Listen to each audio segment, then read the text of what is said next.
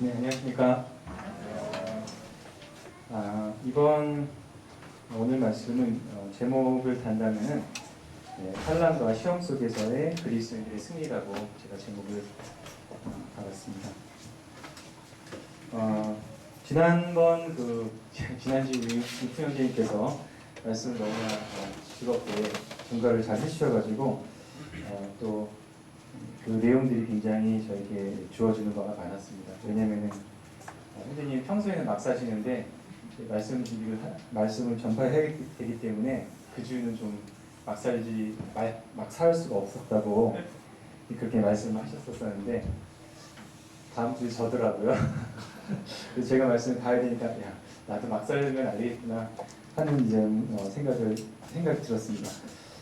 그래서 요즘에 이제 제가 이제 일하는 회사가 주님의 은혜로 4월에 다시 복직해가지고 에어컨 부품 관련 회사인데 지금 여름이 굉장히 덥잖아요.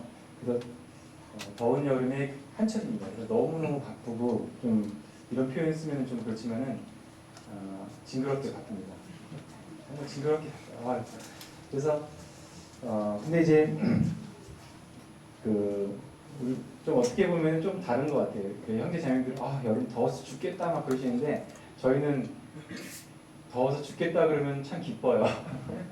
그래서 사실은 작년에는 좀 그렇게 덥지가 않았었거든요. 그래서 예상이 좀 많이 안 해놨었는데 재작년에는 또 너무너무 더웠지 않습니까? 그때는 저도 죽는 줄 알았어요.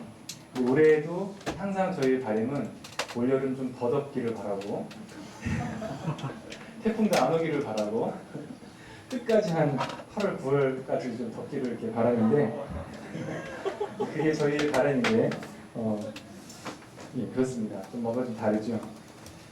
그래서 참 너무 바쁘다 보니까 이런 바쁜 가운데서도 우리 형제님의 그 말씀하신 게 있어서 되도록이면 깨어서 바쁘고 힘들고 그러는 사람이 좀 여유가 없어지고 조급해지고 하는데 그때도 막 제가 기도하고 주님 이러면서 계속 그렇게 할 수 있었던 것 같아요. 이게 참 아침에는 그렇게 많이 하거든요. 아침에 하다가 집에 올 때는 또 좀 많이 풀어지더라고요. 주님을 안 찾았던 것 같습니다. 그리고 바쁘다 보니까 제가 이번 지난주하고 지지난주 수요일에는 이제 참석을 못했었습니다. 근데 우리 형제님께서 올려주신 그 파일로 그 말씀을 들었는데 그 수요일날 나누신 그 말씀들이 참 좋았었습니다. 지금 저희들이 계시록을 공부하고 있는데 아마 7장 말씀이었던 것 같아요. 그래서 주님께서 14만 4천 명을 이렇게 부르시는데 정말 그 옛날에 주님께서 부르셨던 그 야곱의 12아들 그 이름을 다 기억하시면서 무슨 지파, 레위 지파, 르우벤 지파, 만천명, 만천명 이렇게 쭉 하시는데 여러 말씀 중에서 저는 하나님이 그 성도들을 그 이스라엘을 잊지 않고 계시다, 기억하고 계시다 라는 그 부분을 형제님이 나눠주셨었는데 그 말씀이 참 저 마음 가운데 굉장히 좀 많이 위로가 됐었습니다.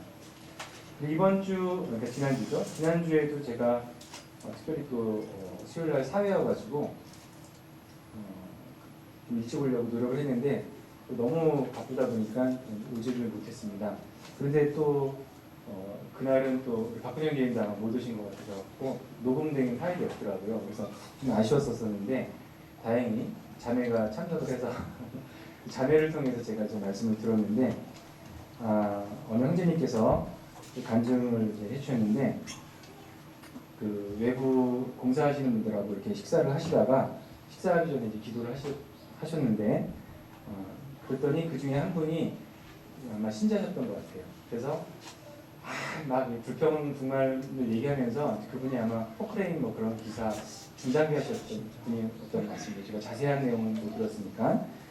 근데 그분이 내가 지금 어디 선교를 하러 가야 되는 입장인데 지금 여기서 한국에서 땅이나 파고 있다고 이렇게 얘기를 하셨다고 그러더라고요. 그래서 이제 그 형제님께서 옛날 루터 시대 때 그때가 1500년대였겠죠. 그때 시대에 어느 자매님이 젖소에 젖을 막 짜시는데 너무 흥겹게 짜시면서 열심히 짜신다고. 그래서 당신은 왜 이렇게 열심히 하시냐 했더니 이 일이 바로 주님이 저한테 주신 일인걸요. 저는 이것을 통해서 하나님께 영광을 돌리고 있습니다. 라고 이렇게 얘기를 했다는 거예요. 그 얘기를 이제 그 식사 시간에 나누니까 그 말씀을 들으시는 분이 눈물이 글썽글썽거렸다고 이렇게 하는 그 얘기를 들었는데 참 그 얘기도 정말 저한테 감동이 되고 참 좋았었습니다. 왜냐하면은 하나님은 각자의 성도를 각자의 위치에서 부르셨기 때문에 각자의 위치에서 하나님께 영광을 돌리고 걸어가는 것이 하나님이 원하시고 부르신 길이라고 하는 것을 저희들이 알게 됩니다. 물론 뜻이 있으셔가지고 어떤 성도를 어떤 특별한 일에 사용할 수도 있겠지만은 모든 우리가 있는 입장에서 자녀면 자녀, 학생이면 학생, 회사원이면 회사원 그 가운데서 주님의 영광을 돌리는 것 이것이 성도들의 삶이라고 생각됩니다. 또 유쿠 형제님께서 말씀해 주신 것도 굉장히 또 좋았던 것이 우리 형제님의 아주 장기 특기를 무엇인가 또 개인적인 육신의 것을 자랑하시나 그랬더니 기도 부탁을 많이 하는 거라고 그렇게 들었습니다. 저는 기도 부탁 잘 안 하는 편이거든요. 웬만한 일이 있으면 제가 다 삭히고 좀 이렇게 하는데 뭔가 좀 또 특별한 일이 있으면은 자매에게 카톡을 남기든가 아니면 이제 기도를 하죠. 근데 제 앞에서는 이렇게 명랑하고 이렇게 좋은데 자매한테는 제가 안 그래요. 전화할 때도 아주 사무적이고 좀 힘들어. 이 정도 이렇게 얘기하고 그래서 전화 딱 끊어버려요. 왜 그런지 모르겠어요. 근데 일이 너무너무 많다 보니까 감정적으로 좀 힘들 때가 있더라고요. 근데 자매한테 그렇게 딱 그 통화를 그렇게 했던 것 같아요. 그리고 나서 서서히 제 마음이 굉장히 평안함으로 이렇게 채워지는 것을 느낄 수가 있었습니다. 그래서 제가 그때 또 생각이 들었던 게 뭐였냐면 지금 현재 자매가 기도하고 있구나. 기도하고 있기 때문에 그 기도를 통해서 하나님께서 내 마음 가운데 역사를 하고 계시는구나 라는 그 생각이 들었습니다. 우리 노자님 그때 기도하셨었나요? 근데 그래서 우리가 정말 그 가끔 가다가 성도들이 생각날 때가 있지 않습니까? 이 성도. 그럴 때 그 생각을 주실 때 우리가 기도하는 것이 참 필요할 거라고 생각이 듭니다. 기도하면은 분명히 주님이 역사하셔서 그 성도를 위로해 주시고 붙들어 주시는 그 역사를 하실 거라고 그렇게 생각이 듭니다. 그런데 막상 우리 가운데 어떤 힘든 일이 막 닥치고 그럴 때 뭐 여러 가지 힘든 일, 여러분들은 어떤 힘든 일을 당하시는지 저는 잘 모르겠지만 저는 이제 회사에서 막 일하다 보면은 제가 실수를 참 많이 해요. 일이 너무 많으면 그럴 수도 있는 건데 그래서 여기 보낼 거 저기 보내고 뭐 이렇게 또 제가 또 잘 잃어버리잖아요. 열쇠 어디 갔지? 이러면은 너무 좀 힘들고 막 그럴 때가 있더라고요.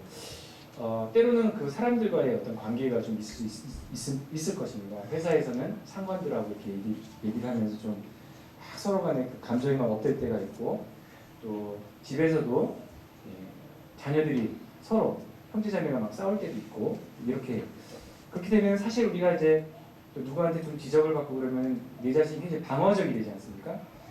그럴 때 참 기도를 하면 되는데 기도를 해야 될 때가 저는 그때라고 이렇게 생각이 드는데 바로 기도하려고 하지는 않는 것 같습니다. 그런 어려움이 있을 때, 어릴 때 감정이 막 업이 돼서 막 이럴 때 손잡고 기도합시다. 이렇게는 잘 안 하는 것 같아요. 근데 왜 그러냐 이렇게 생각을 해보면은 그런 것을 먼저 육신적으로 이렇게 대응하려고 하는 어떤 본성이 있기 때문에 그렇다고 생각이 듭니다. 이 본성, 내 중심적으로 해결하려고 하는 이런 본성은 사실 우리의 죄성에서 근원됩니다. 저도 이제 구원받고 나서 죄를 짓는다고 하면은 어떤 주님이 하신 말씀을 지키지 않거나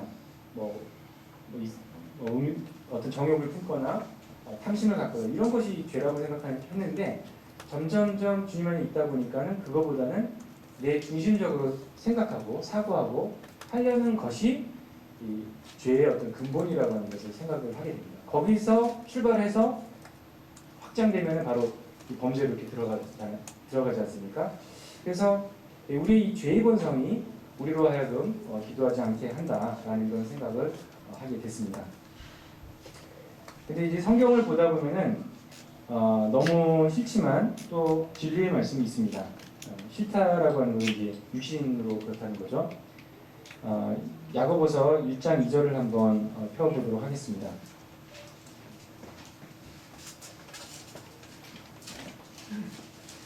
네, 야고보서 1장 2절입니다.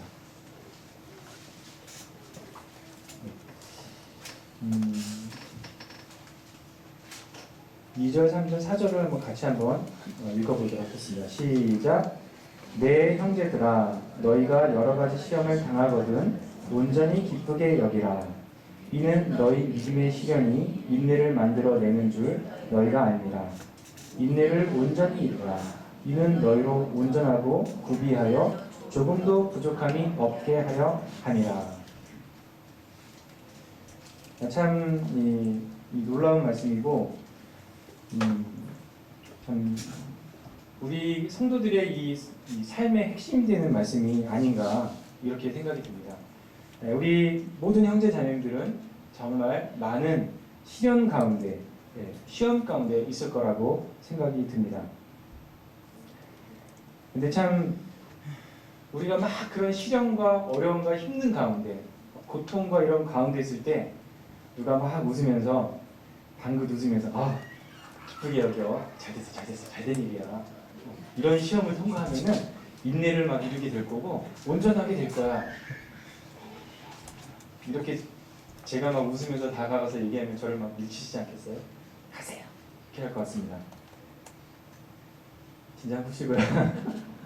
예, 정말 우리가 막 힘들고 어려울 때 이런 얘기하는 사람은 좀 싫지 않습니까? 나 지금 힘들어 죽겠는데 괜찮아, 야 좋은 기회야. 아주 막 온전히 이룰 수 있는 기회가 된 거야. 파이팅! 이렇게 얘기하면은 참 이 육신이 그것을 잘 받기는 어려운 것 같습니다. 그런데 이 말씀을 잘 살펴보면은 뭐라고 되어 있냐면은 이런 시험이 온 것은 올 때는 기쁘게 여기라고. 근데 이 시험이 왜 왔냐면은 너희에게 인내를 만들어낼 거라고. 인내라고 하는 거 오래 견디는 거지 않습니까? 그렇게 지속적으로 견디는 그런 능력이 바로 이제 인내거든요. 인내를 만들어낼 것이다. 그리고 인내를 온전히 이루라. 그러면은 너희로 온전하고 구비하여 조금도 부족함이 없게 하려는 것이다. 이렇게 말씀하시거든요. 오늘 이제 오늘 형제님께서 만찬 그 기도 가운데 로마서 5장 3절 말씀을 이렇게 나누셨는데 3절에 이렇게 되어 있습니다. 환난은 인내를, 인내는 연단은 소망을 이루는 줄 아니로다. 이렇게 되어 있거든요. 이렇게 환난을 계속 견디다 보면은 인내를 우리가 가지게 되고 계속적으로 주님의 이 힘으로 이것을 견뎌내게 되고, 인내는 연단이라고 되어 있는데, 연단이란 말은 영어로 보면은 캐릭터란 말이 있습니다. 캐릭터라고 하는 말은 어떤 사람의 특성 또는 성품이라는 것이라고 얘기할 수 있거든요. 성품을 잃어가는 거예요. 저는 그 부분이 굉장히 좋은 것 같습니다. 그래서 이렇게 막 인내를 통과하다 보면은 하나의 성품으로 이렇게 형성이 된다는 거예요. 예, 누구의 성품이겠습니까? 바로 그리스도의 성품입니다. 그래서 우리는 이 말씀이 야고보서 1장 2절의 이 말씀이 우리들에게만 적용되는 것으로 생각을 하지만 사실은 이 말씀은 누구에게 먼저 적용하셨었냐면은 그리스도에게 적용하셨습니다. 그래서 히브리서 말씀 보면은 우리 주님께서도 5장 8절에 보면은 그가 아들이시면서도 받으신 고난으로 순종함을 배워서 온전하게 되셨은즉 이렇게 되어 있지 않습니까? 물론 우리 주님은 온전하신 분이신데 당신께서도 고난을 받으심으로써 온전하신 분이라고 하는 걸 거꾸로 증명을 하신 분이시죠. 우리는 온전하지 않기 때문에 시험을 통해서 다시 이제 온전함으로 나가는데 주님과는 그 경우는 다르다고 생각합니다. 그렇지만 주님께서도 우리와 동일한 이 시험 가운데 계셨다라고 하는 것입니다. 저는 아직도 그 겟세마네에서의 그 기도를 다 이해할 수 없습니다.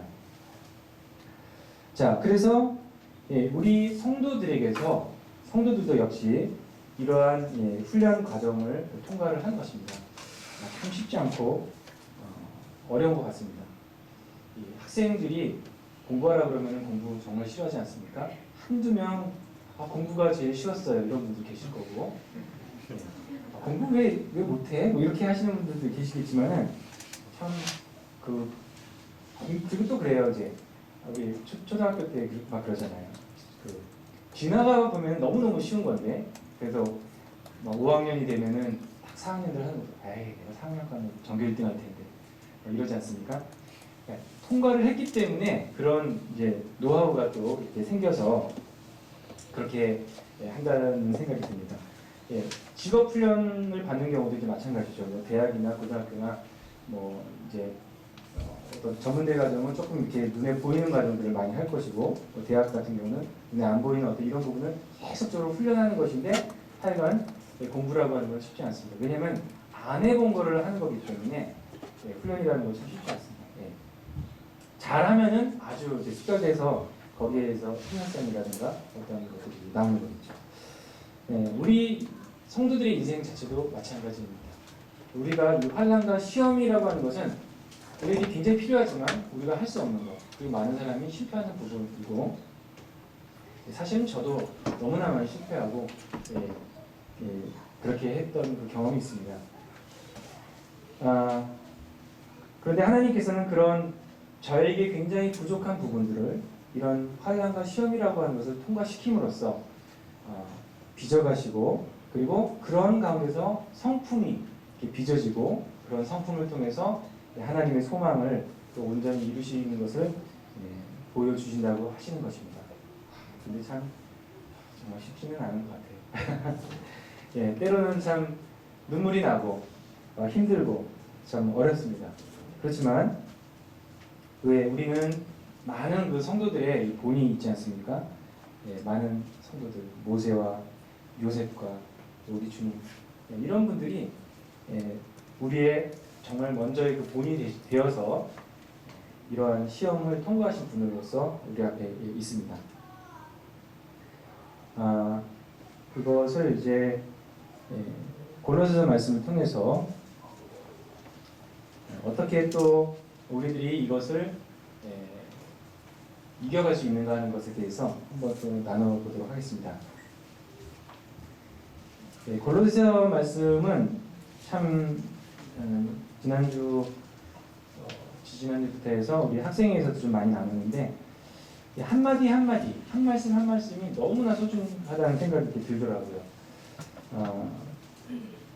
그래서 정말 한 구절 한 구절 이렇게 보면서 갔으면 좋겠다는 생각이 들지만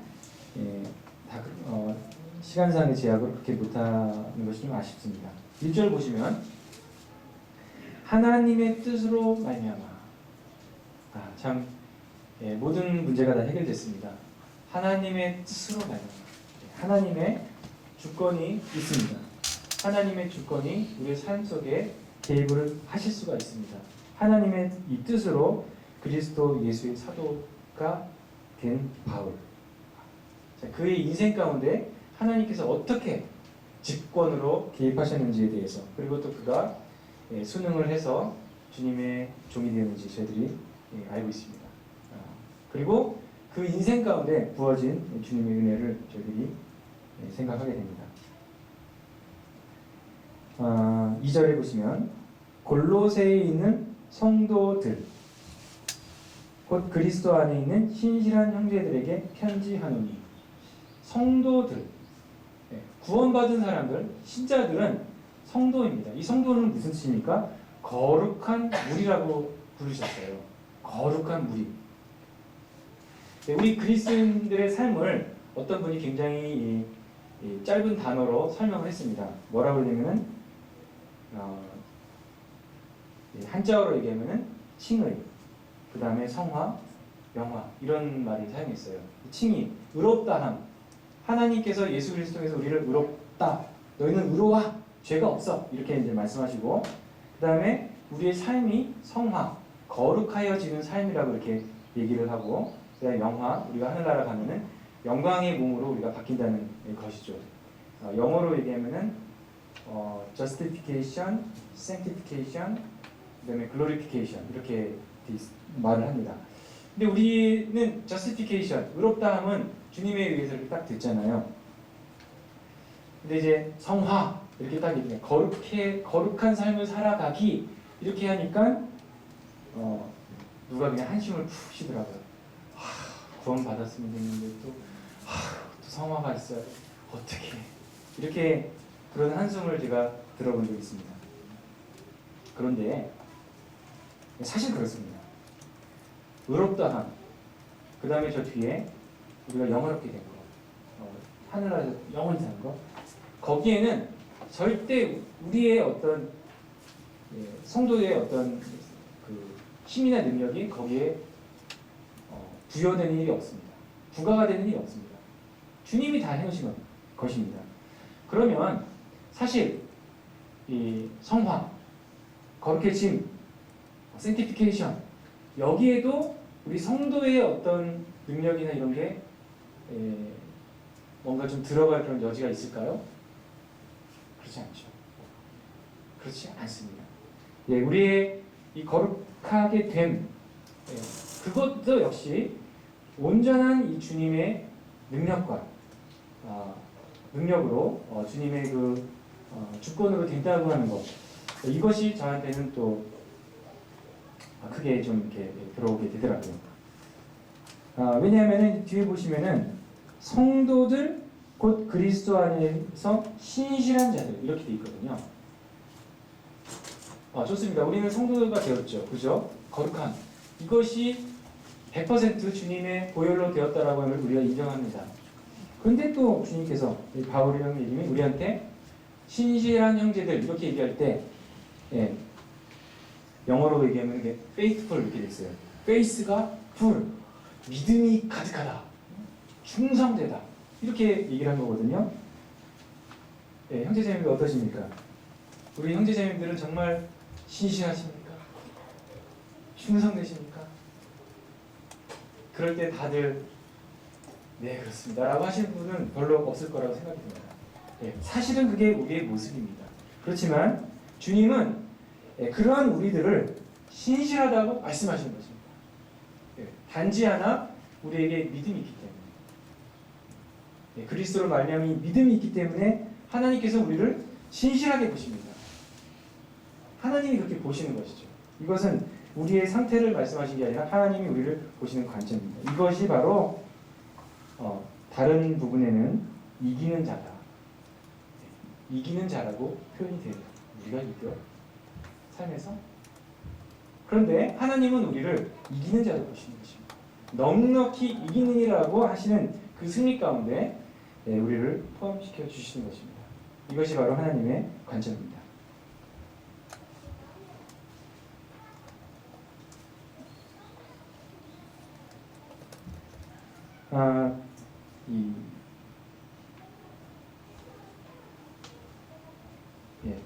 말씀에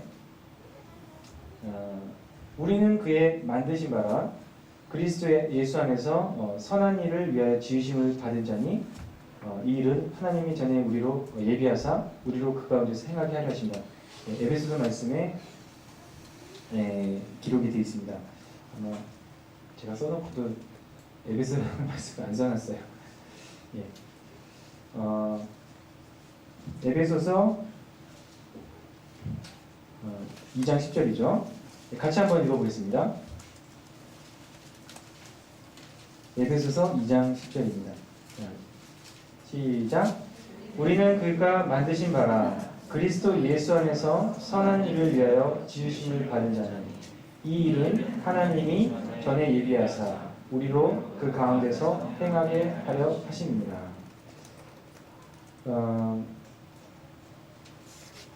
이 우리는 하나님의 만드신 바다라고 하는데, 어떤 분은 이 만드신 바를 이제 걸작이다 이렇게 이제 표현한 그 성경이 있었습니다. 이 마치 하나님이 우리를 빚어가시는 이 과정은 도자기공이 이 도자기를 만드는 것과 굉장히 비슷하다고 생각합니다. 참 너무나 놀랍지 않습니까? 하나님께서 각 성도에게 하나님의 각 목적을 가지고 이렇게 빚어가시는 거예요. 자, 근데 이게 빚어가시는데 막 듣다가 보니까 뭐가 있습니까? 불순물이 있어요. 그래서 이제 막 불순물을 이렇게 빼는 거예요. 근데 그 빼실 때 잠깐만, 야 지금은 내가 빚어가는 과정을 잠깐 정지하고 이 불순물부터 좀 제거를 해야겠다.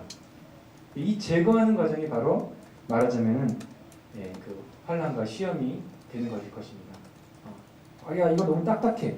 야 나는 이렇게 빚어야 되는데 지금 삐져나왔네. 이거 잠깐 제거하자.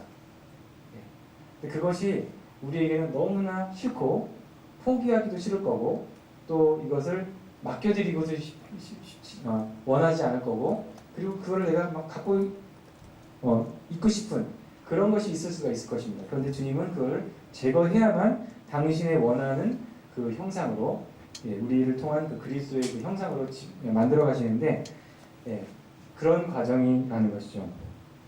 자, 그럴 때 우리가 우리 자신을 포기하고 주님 그냥 그냥 빚어주세요. 근데 그것을 계속 갖고 있으면 이 도자기공이 어떻겠습니까? 이 안에 아주 정말 부드러운 흙으로 시작을 했는데 거기에 막 유리가루 같은 게 있으면 상처가 나고 이렇게 되는 거 아니겠습니까? 그래서 우리는 그러한 죄악을 주님께 다 맡기고 내어버리고 주님의 손에 그냥 의지하게 될 때 당신께서 우리를 아름다운 모습으로 빚어 가시게 되는 것입니다. 3절 골로새서 1장 3절을 또 보도록 하겠습니다. 우리가 너희를 위해 기도할 때마다 하나님 곧 우리 주 예수 그리스도의 아버지께 감사하노라. 4절에 보시면 이는 그리스도 예수 안에 너희의 믿음과 모든 성도에 대한 사랑을 들었으며 너희를 위하여 하늘에 쌓아둔 소망으로 말미암으니 너희가 전에 복음 진리의 말씀을 들은 것입니다. 이 4절 5절에 저희들이 굉장히 잘 알고 있는 키워드들이 있습니다. 그것은 그리스도 예수 안에 있는 너의 믿음이라고 얘기하고요. 모든 성도에 대한 사랑, 그 다음에 너희를 위하여 하늘에 쌓아둔 소망, 바로 믿음, 소망, 사랑이라고 하는 것을 저희들이 여기서 볼 수가 있습니다.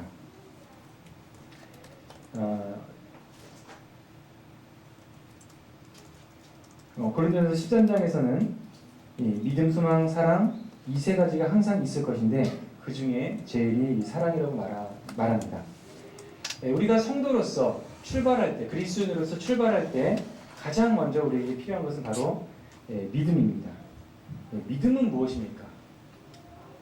우리 형제자매들은 믿음에 대해서 많이 이제 알고 계실 텐데 많이 묵상하셨을 것입니다. 왜냐하면은 우리는 신자라고 하는 말은 뭡니까? 바로 이제 믿은 자라고 하는 뜻이지 않겠습니까?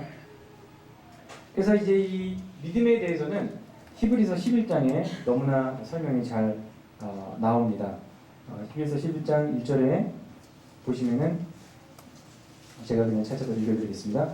믿음은 바라는 것들이 실상이요 보이지 않는 것들이 증거니 이렇게 말을 하고 있습니다. 제가 이해하는 대로 말씀드리면 이 믿음이라고 하는 것은 믿음을 우리가 가지게 되면은 영적인 그런 실체들을 볼 수 있고 이해할 수 있고 받아들이게 되고 그 의지하게 되는 것, 그것이 믿음이라고 저는 이렇게 이해를 합니다. 다시 말해서 이 모든 이 세상 것들은 사실 영적인 실체들이 있습니다. 우리 눈에는 보이지 않습니다. 영적인 힘들이 또 있습니다. 영적인 어떤 이렇게 돌아가는 것들이 있습니다. 그것을 우리가 믿음을 가지게 되면은 알게 되고 보게 되고, 그리고 또 하나님에 관해서는 하나님을 의지하게 되는 그것이지 않겠습니까? 그래서 그 하나의 예가 열왕기하 6장 17절에 보면은 엘리사가 있어요. 그 엘리사가 그 사환과 같이 있었는데 아람 군대가 엘리사를 잡아가려고 이렇게 왔습니다. 그럴 때 그 사환이 막 두려워서 떠니까 엘리사가 이제 기도를 했습니다. 기도하여 이르되 여호와여 원하건대 그의 눈을 열어서 보게 하옵소서 하니 여호와께서 그 청년의 눈을 여시매 그가 보니 불말과 불병거가 산에 가득하여 엘리사를 둘렀더라. 그래서 우리에게 이 믿음이 있다면 정말 우리에게 다가오는 이런 환난이나 이런 것이 다가 아니라는 것. 우리는 그 현상과 그 어떤 이 리액션, 반응 때문에 막 정말 힘들어하고 어려워하는데 우리는 믿음을 가지게 되면은 그 이후에 그 모든 것을 이렇게 만들고 계시는 이 주님의 손을 저희들이 바라보게 된다는 것입니다. 그래서 이 믿음은 얼마나 중요하고 놀라운 것인가. 그런데 이 믿음이 어떻게 우리에게 오게 될까요? 근데 참 제가 우리 사랑하는 대학로교회에 와서 배운 것이 이 믿음이 나에게서 이렇게 출발되는 것이 아니라고 하는 것을 참 몇 년 전부터 깨닫고 배우고 제가 좀 너무나 좋아하고 있습니다. 그래서 사도행전에 보시면은 그리스도에게서 난 믿음 이렇게 되어 있습니다. 그래서 믿음은 우리 안에서 막 생성되는 게 아니라는 것입니다. 그리스도에게서 이제 오는 거고요. 그리고 이제 에베소서 2장 8절에 보면은 감사합니다. 2장 8절에 이렇게 기록되어 있는데 이 부분이 사실 굉장히 좀 또 제가 전에 보았던 거와는 좀 달리 보이더라고요. 뭐라고 되어 있냐면은 너희는 그 은혜를 인하여 믿음으로 말미암아 구원을 받았으니 이것은 너희에게서 난 것이 아니요 하나님의 선물이라. 그래서 이 하나님의 선물이 구원이라고 이렇게 제가 이제 알고 있었는데,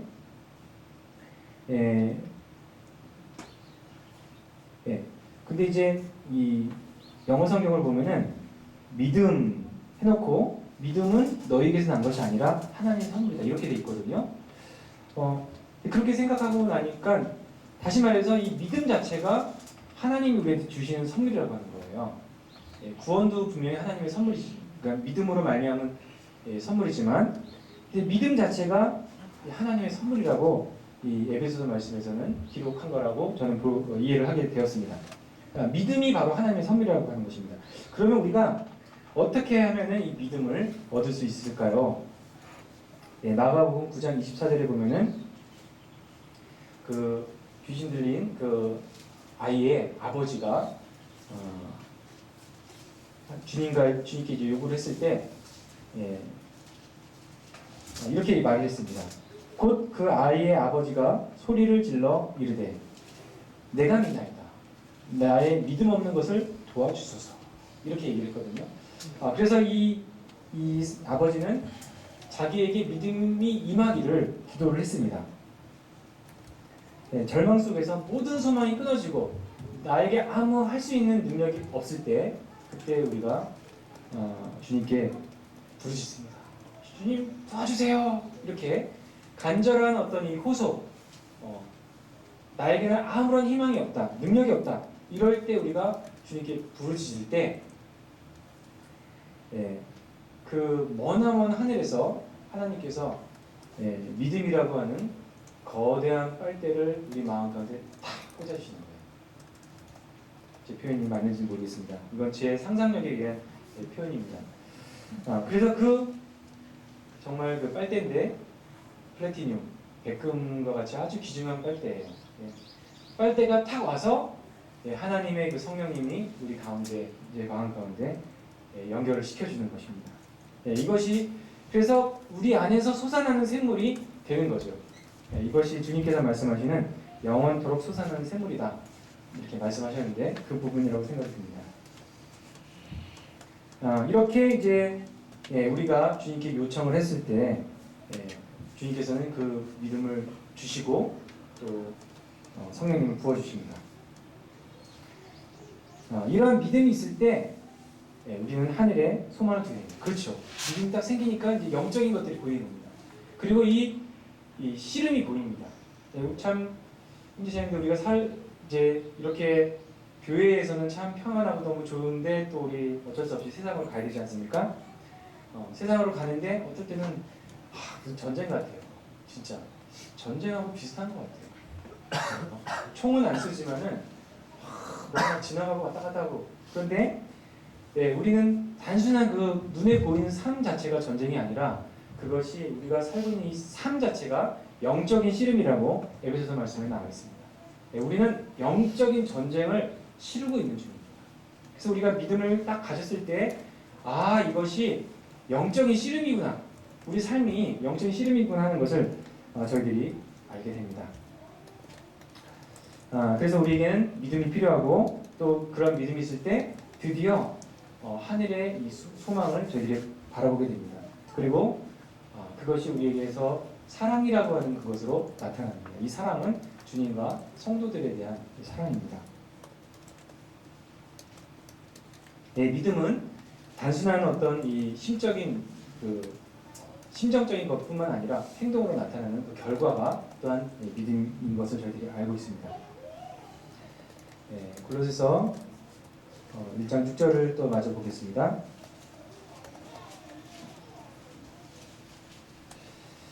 이 복음이 이미 너에게 이름에 너희가 듣고 참으로 하나님의 은혜를 깨달은 날부터 너희 중에서와 또한 온 천하에서도 열매를 맺어 자라는도다. 이렇게 되어 있습니다. 10절에 보시면은 주께 합당하게 행하여 범사에 기쁘시게 하고 모든 선한 일에 열매를 맺게 하시며 하나님을 아는 것에 자라게 하시고 이렇게 기록이 되어 있습니다. 열매를 맺는다. 또 선한 일에 열매를 맺는다. 이렇게 이제 말씀이 되어 있는데 이 열매는 무엇일까요? 먼저는 이 영혼들이 구원을 받는 것을 열매라고 표현했다고 제 생각이 듭니다. 요한복음 12장 24절에 보면은 내가 진실로 너에게 이르노니 한 알의 밀이 땅에 떨어져 죽지 않으면 한 알 그대로 있고 죽으면 많은 열매를 맺으리라. 그래서 주님께서 죽어주셨습니다. 정말 죽으셨죠. 그래서 많은 영혼들이 구원을 받게 되는데 이것을 열매라고 말씀을 하셨습니다. 또한 저희들이 너무나 잘 아는 것처럼 갈라디아서 말씀에 보면은 성령의 열매가 있습니다. 나를 통해서 내 안에서 성령님의 그 열매가 맺혀지죠. 다 기억하시죠? 어떤 것이 있습니까? 성령의 열매는 사랑과 화평과 인내와 자비와 양선과 충성과 온유와 절제, 절제까지 쫙 있습니다. 그런데 어떻게 우리는 이 열매를 맺게 될까요? 어떻게 하면 이게 열매를 맺게 되냐? 요한복음 15장 5절에는 이렇게 기록이 되어 있습니다. 이 말씀은 제가 또 찾아서 읽어드리겠습니다. 나는 포도나무여 너희는 가지라. 그가 내 안에 내가 그 안에 거하면 사람이 열매를 많이 맺나니 나를 떠나서는 너희가 아무것도 할 수 없으리니라. 바로 우리가 어떻게 열매를 맺느냐? 바로 우리가 주님과 연결이 되어 있기 때문에 우리가 열매를 맺을 수 있는 것입니다. 너희가 나를 떠나서는 아무것도 할 수 없다. 이렇게 말씀하십니다. 이 주님의 비유는 너무나 놀랍지 않습니까? 여러분들 포도나무를 보신 적이 있을 것입니다. 주님께서 많이 말씀하세요. 야, 너희는 포도나무인데 이러시면서 포도나무는 포도가 열리지 않으면 아무런 그런 혜택이 아무런 쓸모가 없어. 그래서 저도 이제 화원에 가서 한번 포도나무 이렇게 보고 또 이렇게 인터넷에서 찾아보면은 포도나무는 정말 못생겼어요. 되게 미안한 말이지만 나무는 막 참나무처럼 쫙 그렇게도 막 수영이 아름답고 막 쫙 이렇게 돼야 되는데 포도나무는 정말 볼품 없습니다. 그리고 세워놔도 잘 세워지지도 않아요. 이렇게 지지를 해줘야 되고 이렇게 되지 않습니까? 근데 이제 우리나라에 그 인터넷에서 봤는데 어떤 포도나무가 있어요. 근데 거기서 굉장히 두껍더라고요. 꽤 오래됐나 봐요. 그래서 그거를 거기서 열리는 그 포도 송이가 1000개가 되는 거예요. 그래서 기네스북에도 올라가고 했다는데 너무나 대단하더라고요. 쫙 해가지고 자, 그래서 주님께서 뭐라고 말씀하시냐면 나는 포도나무, 너는 가시다. 그래서 우리는 이 주님과 연결되어 있습니다. 주님과 연결되어 있기 때문에 열매를 맺게 되는 것입니다. 그리고 주님과 깊은 그 사귐과 교제 가운데 있을 때 우리는 열매를 맺게 되는 것입니다. 또한 너무나 놀라운 것은 성도들끼리도 연결되어 있는 것입니다. 우리가 이것을 또 무시하면 안 됩니다. 나는 주님과만 연결되어 있어. 이것이 아니라 성도들끼리도 우리는 다 연결이 되어 있습니다. 그래서 한 성도가 고난을 받으면 우리 다른 성도도 고난을 받고 고통스러워하는 게 사실은 맞는 것입니다. 외면하고 모르고 난 몰라 내가 아니니까. 그런 것은 또 주님 앞에서 맞지가 않습니다. 여하튼 주님과 우리가 붙어있기 때문에 한 몸이기 때문에 우리는 열매를 맺을 수가 있습니다. 우리를 통과해서 주님으로부터 내려오는 이 성령님이 우리 가운데서 연결이 되어서 그리고 우리 삶 가운데서 우리가 주장하고 주님 가운데 거룩하게 있을 때 교제 가운데 있을 때 그것이 열매가 되는 것입니다. 그것은 마치 등불이 이렇게 있으면은 기름이 그냥 타는 게 아니에요. 등이 그냥 타는 게 아닙니다. 거기에 심지가 연결되어 있습니다. 그 심지를 통해서 이렇게 이제 빛이 나는 것인데 바로 우리는 주님과 연결되어 있고 그리고 또 성령님이라고 하는 그 기름이 우리를 통해서 연수가 되는 것입니다. 그래서 우리에게 빛이 있는 것입니다. 그래서 그것을 골로새서 1장 11절에는 이렇게 표현을 하고 있습니다. 그의 영광의 힘을 따라 모든 능력으로 능하게 하시며 기쁨으로 모든 견딤과 오래 참음에 이르게 하시고. 자, 그래서 우리에게는 아무런 힘과 능력이 없습니다. 그분을 통해서 모든 능력과 또 성령님의 그 임하심으로 우리는 환난 가운데서도 기뻐할 수 있고 견딜 수가 있고 오래 참을 수 있게 됩니다. 그것은 우리에게 주신 그 믿음으로 말미암아 가능하게 되는 것입니다. 참 우리가 이 환난과 시험 가운데 견뎌내는 것은 너무나 힘들고 어려운 일이지만 우리의 힘으로서는 할 수 없다는 것. 그래서 빌립보서 4장 13절에는 이렇게 말씀을 하고 있습니다. 내게 능력 주시는 자 안에서 내가 모든 것을 할 수 있느니라. 다시 한번 우리 형제 자매들 같이 한번 봉독하겠습니다. 4장 13절입니다. 시작. 내게 능력 주신 자 안에서 내가 모든 것을 할 수 있느니라. 그래서 우리는 할 수 없지만 주님께서 주신 이 능력으로 말미암아서 주님께서 우리에게 능력을 주시기 때문에 우리가 할 수 있다는 것입니다. 그래서 우리의 모든 삶이 정말 그리스도의 놀라운 통로가 되어서 하나님께 영광을 돌리는 삶이 되기를 바랍니다. 기도하고 마치겠습니다. 주님, 저희를 매일같이 빚어가시는 주님께 감사드립니다. 참 우리에게 환난과 시험이 있습니다. 그 모든 것은 투기장이신 주님께서 허락하시고 우리를 빚어가시는 그 과정이라고 하는 것을 저희가 알게 됩니다. 참 그러한 과정 속에서 우리는 때로 눈물을 흘리고 참 괴로워할 때가 참 많이 있습니다.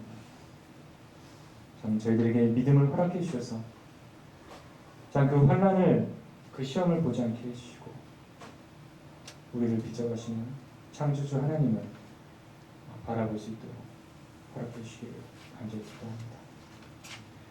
참 주님께서 참 저희가 한 몸이 되셔서 주님을 통해서 저희들에게 능력이 임합니다. 사랑이 임합니다.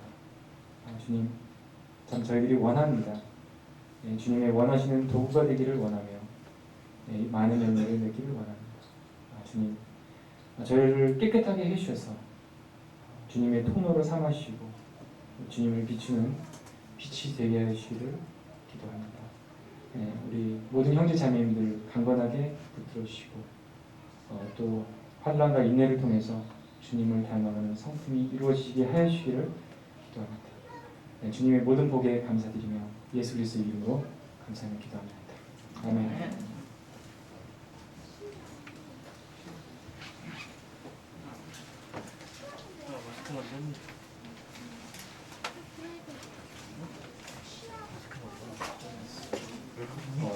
참여로 인해서 감사드립니다. 광고 드리겠습니다. 주보를 좀 참조해 주시고요. 교회 광고 보면 오늘은 우리가 오늘은 모임 이후 교회 전체 청소가 있는 즐거운 날입니다. 빠지게 있네요. 예, 2층은 이제 기혼 형제님들, 3층은 기혼 자매, 4층은 계단은 청년들이 만든 건데 같이 참여하면서 즐거움을 같이 누리게 되어지길 참 바랍니다. 외부 소식은 좀 읽어주시고요. 성도 안에 보면 교회 카톡방에서 이제 올라와서 있는데 필리 이제 무료 선교사님이 오신 필리 선교에 대해서 이렇게 공지되어 있는 게 있더라고요. 같이 봐주시고 기도하는 시간을 가졌으면 좋겠습니다. 그리고 이제 그 밑에 있는 기도 제목에 대해서 제가 잠깐 하면 첫 번째 국가 코로나 동결과 나라의 경제의 회복을 위해서 차별금지법이 입법가 되지 않도록 같이 정말 같은 마음으로 기도해 주겠습니다. 그리고 경제적으로 어려운 성도님과 청년들의 진로와 취업을 위해서 그리고 선교지에 계시는 세계 문영훈 형제님 그리고 세계에 있는 안명환 형제님 그리고 이제 잘 들어가지 못하고 계신데 문성기 형제님들이 중국 선교를 위하여 기도해 주는 시간을 신청드리겠습니다. 이어서 이제 6월 재정보고 듣는 시간을 하고요. 마치는 걸 하겠습니다. 재정보고부터 하겠습니다. 네, 자주 나와서 죄송합니다. 네, 6월 재정보고 말씀드리겠습니다. 일반 헌금으로 609만 8,101원이 이제 헌금되었습니다. 그리고 지명헌금을 주께서 많이 주셨는데요. 1,355만 원 주셔가지고 지출이 되었습니다. 기본적인 운영비 간단하게 말씀드리면은 예배 임대료가 350만 원 지원이 됐고요. 예찬비가 120만 원 지원이 됐습니다. 수리비로서 86만 원 정도가 지출이 되었고요. 그 다음에 외국인 캠프로 112만 3천 원 정도가 지출이 되었습니다.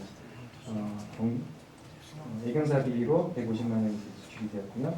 그리고 지명금이 지출이 되어서 총 지출은 2,688만 3,540원이 지출이 되었습니다. 지명금을 제외하면은 한달 비용비가 1,300 정도가 보시면 될 것 같습니다. 자세한 사항은 갖고 붙여놓은 경고를 참조해 주시기 바라고요. 이렇게 또 헌신해 주신 선생님들 오전 집에 마치도록 감사합니다. 다행히 이렇게 많이 나가지고 고르게 형 원래 이렇게 약간 통뼈예요. 형 압박적인 골격이 엄청 무거운이에요. 어머니요. 주영이 내려간 지가 2년이 넘었는데 먹으러 가자. 결혼식 때 봤잖아. 결혼식 때 같이 나왔다고요? 결혼식 때 먹으러 왔어요.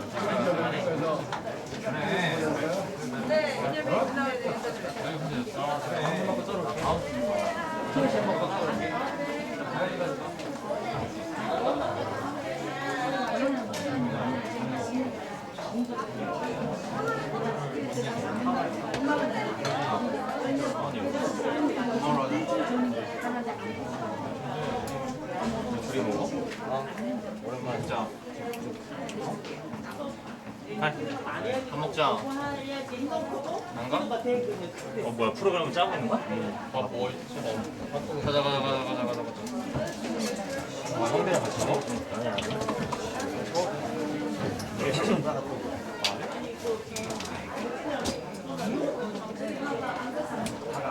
와, 뭘 프로그램 만드는 거야? 왜 안 돼? 원래 급할수록 안 되는 게 사람 일이라고. 와, 진짜 무슨 좋아 보인다. 탐난다. 맥도 아니야.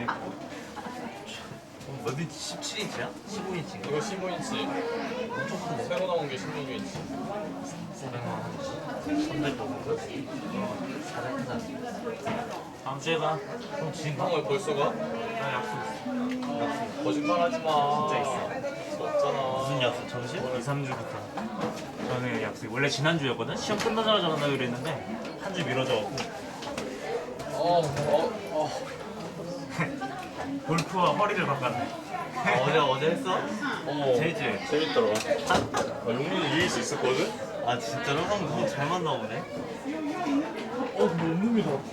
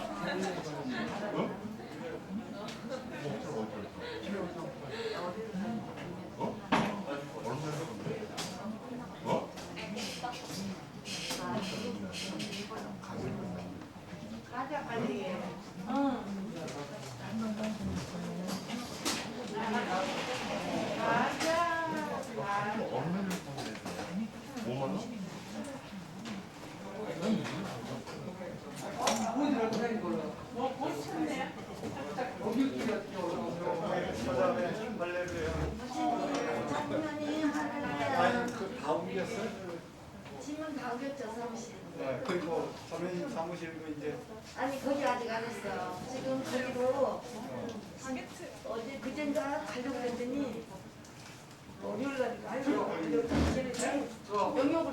영역을 시켜갖고 점검해갖고 못했어요. 어젯밤에 저 아침에 5시 왔어요. 저희 날새 있고요.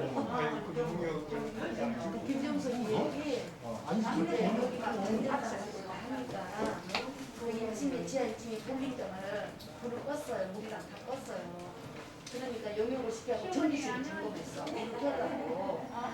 그래갖고 어저께 그래가지고 얘네들만 10자만 한 애들 10명을 영역을 시켜갖고 거기를 그러니까 우리 그 전기 기사가 잠결에 자기서 잠잤나 봐.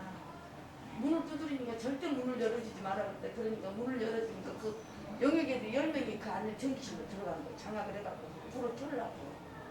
그러니까 그 지하 볼링장이 김종석이 형 아들이래. 그러니까 이제 마지막 발악을 하는 거죠, 당연히.